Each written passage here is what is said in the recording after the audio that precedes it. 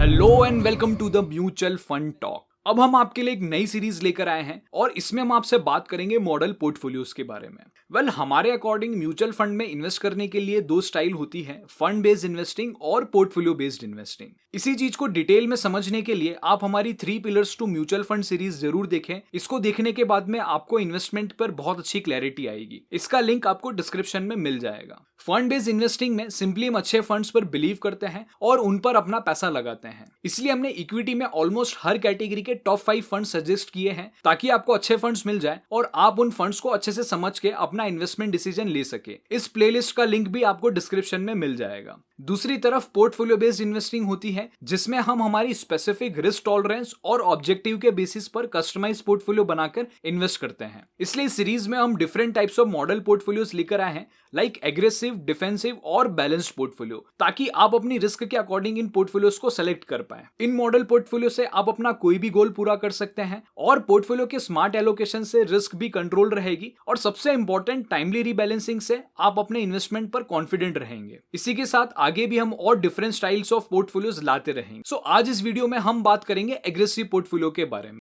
इस पोर्टफोलियो का ऑब्जेक्टिव रहेगा रिटर्न्स को प्रेफरेंस देना, यानी हाई रिटर्न्स जनरेट करना। इसीलिए इसमें रिस्क भी थोड़ी हाई रह सकती है लेकिन मैनेज रहेगी। रिस्क को और अच्छे से मैनेज करने के लिए हमने मल्टी एसेट पोर्टफोलियो बनाया है जहां इक्विटी, डेट, इंडेक्स, इंटरनेशनल और गोल्ड फंड्स की कैटेगरी को इंक्लूड करके डाइवर्सिफाइड पोर्टफोलियो बनाया है। अगर इस पोर्टफोलियो के स्ट्रेटेजी की बात करें तो इक्विटी में हम उन फंड्स को इंक्लूड करेंगे जो कि ग्रोथ एंड रीजनेबल वैल्यूएशंस पर बेस्ड है, क्वालिटी कंपनीज पर फोकस करते हैं और इसी के साथ इंडस्ट्री ट्रेंड्स को भी कंसीडर करते हैं। वहीं डेट फंड्स में हम वो फंड्स प्रेफर करेंगे जिनकी क्रेडिट क्वालिटी अच्छी है और इंटरेस्ट रेट की सेंसिटिविटी मीडियम रहती है। लास्टली सारे फंड्स एक्टिवली मैनेज्ड फंड होने चाहिए। वहीं अगर हम हमारे इस पोर्टफोलियो मैनेजमेंट की बात करें तो हमारा मैनेजमेंट भी एक्टिव रहेगा, यानी हम इस पोर्टफोलियो को टाइमली रीबैलेंस करेंगे और मार्केट की अपॉर्चुनिटी और रिस्क के अकॉर्डिंग पोर्टफोलियो का एलोकेशन चेंज करते रहेंगे। अगर हमारे इन्वेस्टमेंट प्रोसेस की बात करें तो हम पहले स्टेप में मार्केट को एनालाइज करते हैं जहां हम मैक्रोज, इंडस्ट्रीज और उसके बाद में इक्विटी, बॉन्ड और गोल्ड मार्केट को डीपली समझते हैं। उसके बाद में हम म्यूचुअल फंड की रिसर्च करते हैं जहां हम हर फंड को 3 कैटेगरी में क्लासिफाई करते हैं, recommended funds, under review funds and rejected funds. इसके बाद में हम पोर्टफोलियो का एलोकेशन डिसाइड करते हैं और अपनी रिक्वायरमेंट के अकॉर्डिंग रिकमेंडेड फंड्स में से अच्छे पोर्टफोलियो सेलेक्ट करते हैं। इसके बाद में इस पोर्टफोलियो को बैक टेस्ट किया जाता है जहां हम 5 में डिफरेंट सिनेरियोस पे इन पोर्टफोलियोस को टेस्ट करते हैं जिससे हमें इस पोर्टफोलियो की परफॉर्मेंस और रिस्क का पता चलता है। लास्टली हम पोर्टफोलियो को रेगुलर मॉनिटर करते हैं ताकि हम टाइमली पोर्टफोलियो को रीबैलेंस कर पाए। पोर्टफोलियो एलोकेशन से पहले एक बार मार्केट को समझ लेते हैं। इक्विटी सेक्शन की बात करें तो रेवेन्यू ग्रोथ अच्छी एक्सपेक्टेड है और इसी के साथ में मार्जिन्स भी हाई रहेंगे, लेकिन वैल्यूएशन एक बहुत बड़ा रिस्क फैक्टर बना हुआ है। बॉन्ड मार्केट के अंदर एक्सपेक्टेड है कि इंटरेस्ट रेट हाइक होगी और इसी के साथ क्रेडिट क्वालिटी भी रिस्क फैक्टर बन सकता है। वहीं गोल्ड मार्केट के अंदर मोस्टली हर देशों में सेंट्रल गवर्नमेंट अपने गोल्ड रिजर्व्स बढ़ा रही है, जिस वजह से गोल्ड की अच्छी डिमांड रह सकती है और ये गोल्ड के लिए एक बहुत बड़ा पॉजिटिव फैक्टर है। वहीं इंटरनेशनल इक्विटी के अंदर हम यूएसए में अंडरवेट हैं, लेकिन यूरोपियन और इमर्जिंग मार्केट हमें अच्छे पॉजिटिव दिखाई पड़ते हैं। सो ओवरऑल अगर स्टेटस की बात करें तो इक्विटी पे हम मॉडरेटली नेगेटिव है, बॉन्ड्स पे हम न्यूट्रल है, गोल्ड पे हम पॉजिटिव है और इंटरनेशनल इक्विटी पे हम पॉजिटिव है। चलिए अब इस एग्रेसिव पोर्टफोलियो के एलोकेशन को समझते हैं। एसेट वाइज हमने इक्विटी कैटेगरी में 55% एलोकेशन रखा है, इंटरनेशनल इक्विटी में 15%, डेट एंड बॉन्ड फंड्स में 15% और लास्टली गोल्ड में 15%। इक्विटी फंड्स में बात करूं तो हमने स्मॉल कैप कैटेगरी और large and mid cap category को सेलेक्ट किया है। स्मॉल कैप में 35% और लार्ज एंड मिड कैप में 20% एलोकेशन रखा है। इंटरनेशनल इक्विटी के अंदर हमने यूरोपियन और इमर्जिंग मार्केट को सेलेक्ट किया है। यूरोपियन में 5% और इमर्जिंग मार्केट में 10% एलोकेशन रखा है। डेट एंड बॉन्ड फंड्स में क्रेडिट रिस्क और मीडियम ड्यूरेशन जैसी कैटेगरी को सेलेक्ट किया है। क्रेडिट रिस्क फंड्स में 10% और मीडियम ड्यूरेशन में 5% और लास्टली गोल्ड फंड्स में हमने 15% का एलोकेशन दिया है। अब स्कीम्स की बात कर लेते हैं। स्मॉल कैप में हमने सेलेक्ट किया है Canara Robeco small cap fund. Large and mid cap में हमने सेलेक्ट किया है Mirae asset emerging blue chip fund, क्योंकि ये दोनों ही फंड अच्छे क्वालिटेटिव फंड है। इसी के साथ इनकी strategy growth and reasonable valuation पर डिपेंड करती है और साथ ही ये इंडस्ट्रीज पर भी फोकस करते हैं। यूरोपियन रीजन के लिए हमने Edelweiss Europe dynamic equity offshore fund को सेलेक्ट किया है। वहीं इमर्जिंग मार्केट में हमने PGIM India emerging market equity fund को सेलेक्ट किया है। क्रेडिट रिस्क के लिए हमने आईसीआईसीआई प्रूडेंशियल क्रेडिट रिस्क को प्रेफर किया है, क्योंकि क्रेडिट रिस्क में रिस्क काफी हाई रहती है, इसीलिए हमने आईसीआईसीआई के फंड को प्रेफर किया है, क्योंकि ये क्रेडिट क्वालिटी को अच्छे से मैनेज करके इस फंड में अच्छे रिटर्न्स जनरेट करते हैं। वहीं मीडियम ड्यूरेशन के लिए हमने एक्सिस स्ट्रेटेजिक बॉन्ड फंड को प्रेफर किया है, क्योंकि इस फंड के रिटर्न्स इस कैटेगरी में कंसिस्टेंट रहे हैं। गोल्ड फंड के लिए आप आदित्य बिरला सन लाइफ का गोल्ड फंड या कोटक का गोल्ड फंड दोनों में से कोई भी एक फंड सेलेक्ट कर सकते हैं। चलिए, एलोकेशन के बाद अब हम इस पोर्टफोलियो की परफॉर्मेंस को देखते हैं। इसके लिए हमने रिटर्न, रिस्क और कुछ इंपॉर्टेंट वैल्यूएशन इंडिकेटर्स को इंक्लूड किया है और कंपैरिजन के लिए हमने निफ्टी मिड कैप 100 को बेंचमार्क बनाया है।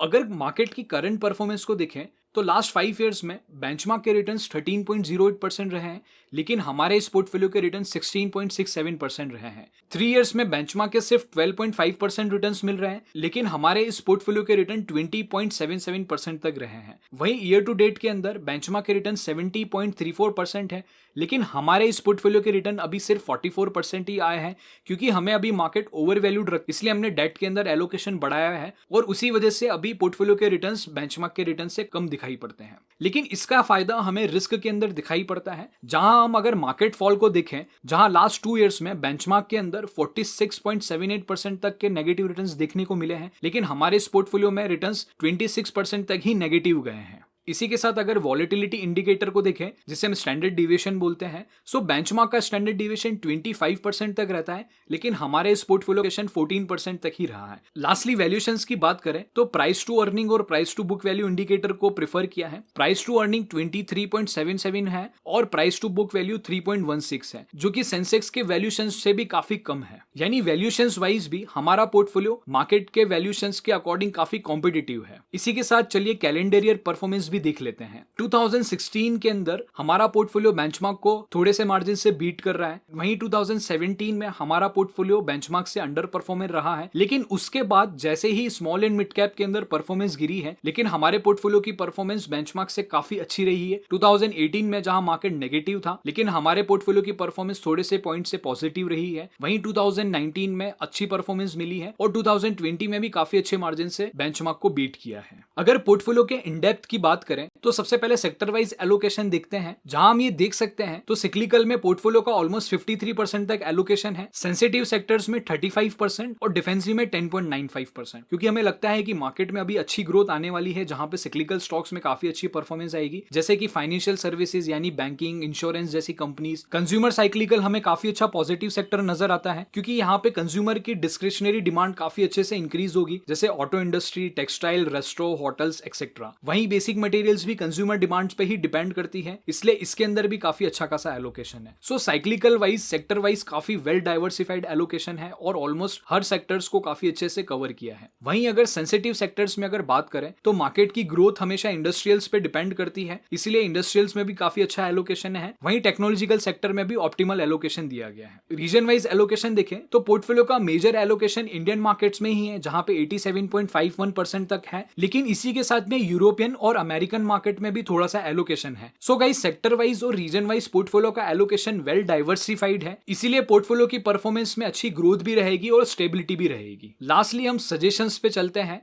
जहां हम स्मॉल कैप मार्केट की सबसे पहले बात करें तो शॉर्ट टर्म में हमें करेक्शन या साइडवेज एक्सपेक्टेड है, वहीं लॉन्ग टर्म में अच्छी ग्रोथ रह सकती है। रिस्क फैक्टर्स की अगर बात करें तो इन्फ्लेशन हमें बहुत बड़ी रिस्क दिखाई पड़ती है, वहीं इंटरेस्ट रेट का बढ़ने का भी डर नजर आता है। इसी के साथ मार्केट काफी ओवर वैल्यूड है और ग्लोबल ग्रोथ भी थोड़ी सी डाइसी नजर आती है। अगर इस पोर्टफोलियो की रिक्वायरमेंट की अगर बात करें तो आपका investment time horizon at least 5 years का तो होना ही चाहिए। अगर इससे ज्यादा रहेगा तो और बेनिफिशियल रहेगा। रिस्क के लिए आपका पेशेंस लेवल बहुत स्ट्रॉन्ग रहना चाहिए और रिस्क की टॉलरेंस भी हाई रहनी चाहिए। यानी अगर वर्स्ट सिनेरियोस की बात करें तो नेगेटिव 30 से 40% तक की रिस्क टॉलरेंस होनी चाहिए और वहीं रिकवरी के लिए 3 से 5 साल का पेशेंस होना चाहिए। तो इन सिनेरियोस को देखते हुए तो अगर इन्वेस्टमेंट की बात करें तो आप SIP रूट या स्टैगर्ड मैनर्ड के अंदर आप अपना इन्वेस्टमेंट कर सकते हैं। गाइज, ये था हमारा एग्रेसिव पोर्टफोलियो। अगर इससे रिलेटेड आपके कोई सवाल है तो आप हमें कमेंट कर सकते हैं। मिलते हैं जल्दी नेक्स्ट वीडियो में। धन्यवाद। म्यूचुअल फंड रिलेटेड और अधिक जानकारी के लिए आप हमारे इस चैनल को सब्सक्राइब कर सकते हैं और साथ ही नोटिफिकेशन बेल भी टैप कर सकते हैं।